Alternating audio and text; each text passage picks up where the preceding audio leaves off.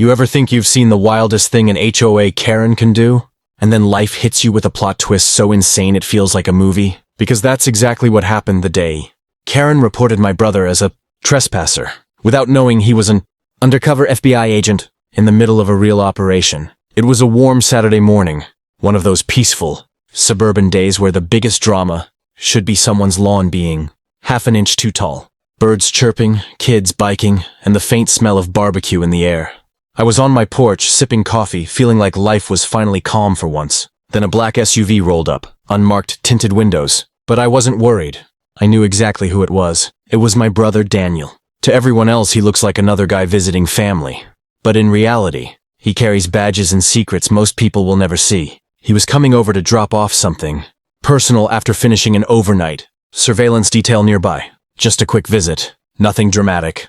No danger, or so we thought. But Karen, our self-appointed neighborhood security goddess, sitting in her window with binoculars like she's guarding the White House, had other plans. The second Daniel stepped out of the SUV, jeans, t-shirt, backpack slung casually, she sprinted outside screaming like she just spotted a fugitive on national TV.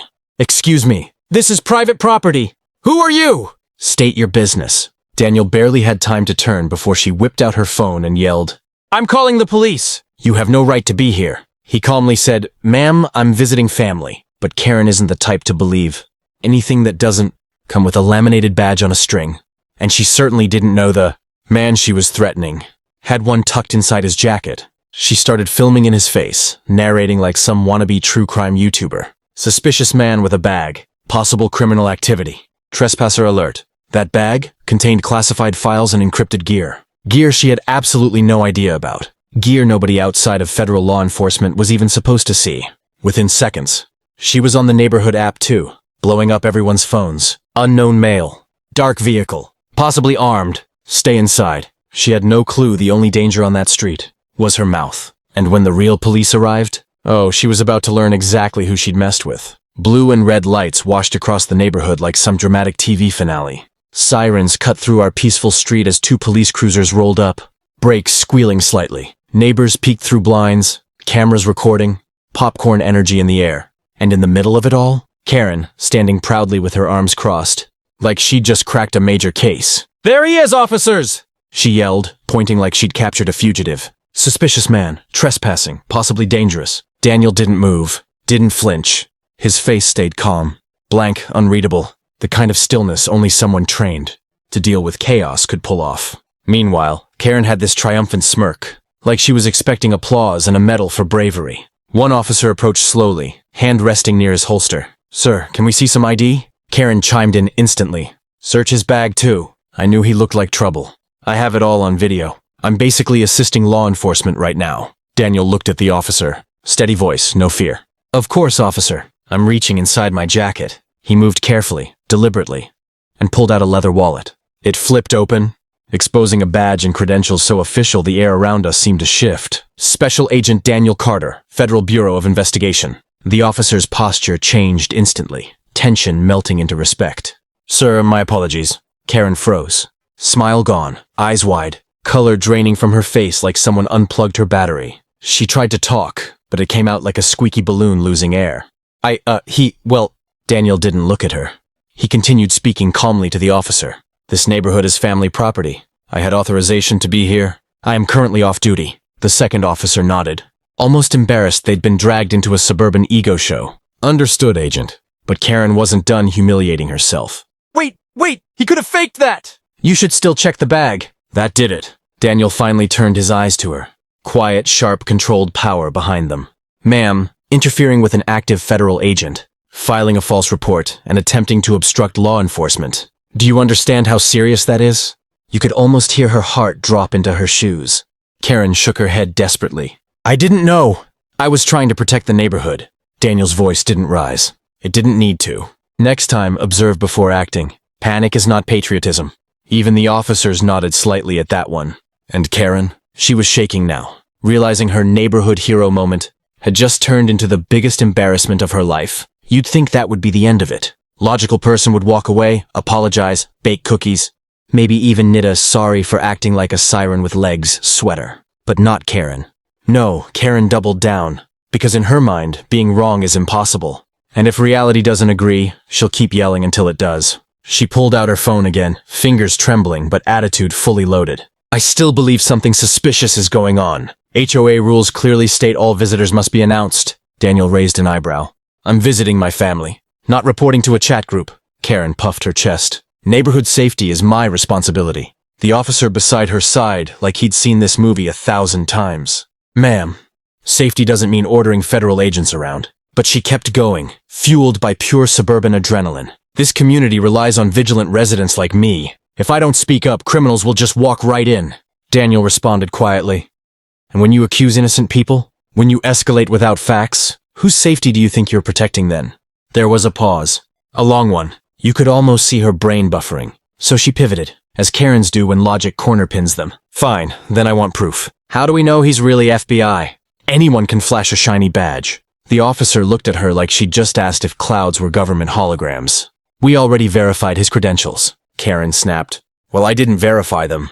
Daniel exhaled slowly, patience thinning. Ma'am, I was here for a family visit. You turned it into an incident. And you escalated it by refusing to cooperate with the HOA. She fired back, voice cracking.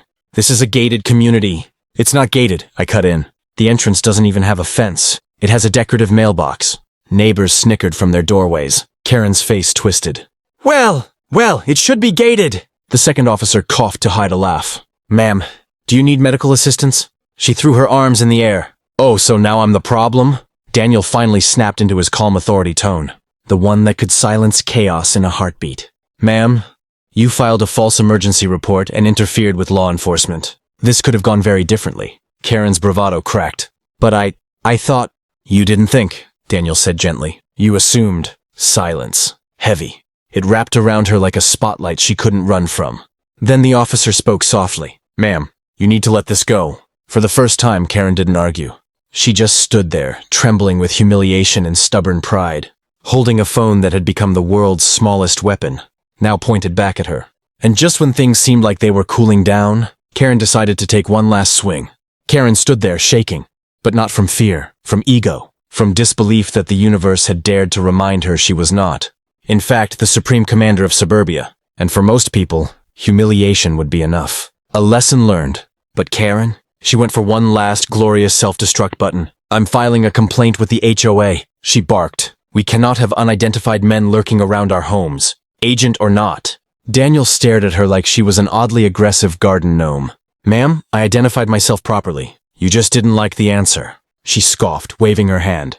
You know what? I want to speak to your superior. Right now! The officers exchanged the kind of glance that said, I can't believe we get paid for this. Daniel calmly took out his phone. Absolutely. I can arrange that. Karen blinked. She wasn't expecting him to agree. She expected him to crumble the way HOA board members do when she storms in with binders and a bad attitude. He stepped aside and dialed. A few seconds later, a deep professional voice answered.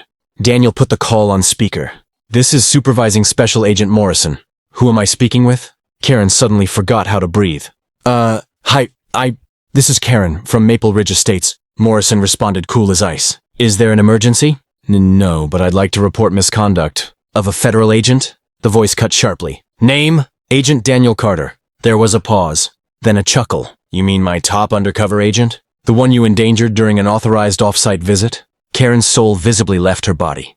Ma'am, Morrison continued, tone now razor-sharp, false reports against federal officers can result in federal charges. Do you still wish to proceed with your complaint? Karen sounded like someone trying to swallow a whole cactus. No complaint. Morrison spoke one final time. Next time, observe before accusing. Have a good day. Call ended. Silence. Karen wasn't a lion anymore, just a wilted lawn ornament. Daniel turned to her, calm, almost sympathetic. Karen, vigilance is good. Paranoia isn't. The police officer added gently, Neighborhood watch isn't meant to be a power trip. And with that, the cruisers rolled away. Daniel gave me a nod, pat my shoulder, and walked into the house, like the whole thing was just another Tuesday at the office. Karen, she disappeared indoors, blinds closing like she was sealing herself inside Embarrassment HQ. From that day forward, Karen never questioned who came to my house again. Not because she respected the rules, but because she learned there are some people you really shouldn't try to police. And that wraps up today's story. If you enjoyed watching this as much as I enjoyed telling it, Make sure to smash that like button, subscribe to the channel, and drop a comment below. Tell me, what would you have done in this situation? Your support means a lot, and it helps bring more real-life neighborhood drama straight to you. Thanks for watching. I'll see you in the next story.